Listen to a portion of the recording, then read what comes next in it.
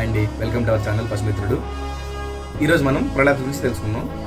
Prolapse అంటే పశువు అనేది ఈనకి ముందు కానీ ఈనిన తర్వాత కానీ దాని యొక్క ప్రత్యుత్పత్తి వ్యవస్థలోని భాగాలు బయటికి రావడాన్ని ప్రొలాప్స్ అనేది రకరకాల జంతువుల్లో కనపడుతుంది, కానీ ముఖ్యంగా ఆవుల్లో అనేది ఎక్కువగా మనం చూస్తూ ఉంటాం. పశువు అనేది ఈనకు ముందు ప్రొలాప్స్ వచ్చిందనుకోండి, వెజైనా కానీ సర్విక్స్ కానీ ఇలాంటి భాగాలు బయటకు వస్తాయన్నమాట. అది ఈనిన తర్వాత ప్రొలాప్స్ వచ్చిందనుకోండి పశువులో, దాంతోపాటు గర్భాశయం కూడా బయటకు వస్తూ ఉంటుంది. ముఖ్యంగా ప్రొలాప్స్ అనేది అన్ని రకాల పశువుల్లో వస్తుంది, కానీ ఆవుల్లో కానీ లేదంటే పాలిచ్చే ఆవుల్లో కానీ ఎక్కువగా వచ్చే అవకాశాలు ఎక్కువగా ఉంటాయి. ఇప్పుడు మీరు వీడియోలో చూస్తున్న గొర్రెకు ఈనిన తర్వాత ప్రొలాప్స్ అవ్వడం జరిగిందనమాట. ఒకవేళ ఈనిన తర్వాత ఎలా అవుతుందో అనడానికి మీకు ఇదే బెస్ట్ ఎగ్జాంపుల్ అనమాట.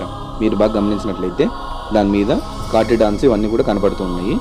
మనం వీటిని నీట్గా క్లీన్ చేయాల్సి ఉంటుంది. నీట్గా పొటాషియం పర్మాంగనేట్ సొల్యూషన్తో క్లీన్ చేసి ఈ విధంగా మనం యూటరస్ని, సర్విక్స్ని, వెజైనాని సరైన ప్లేస్లో ఉంచడం వల్ల మనం ప్రొలాప్స్ అనేది కంట్రోల్ చేయొచ్చు అనమాట.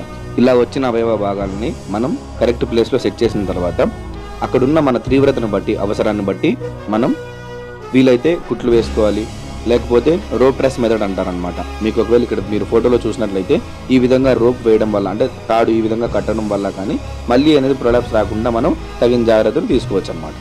ఈ వీడియోలో మీరు ఎనుమును కూడా గమనించవచ్చు.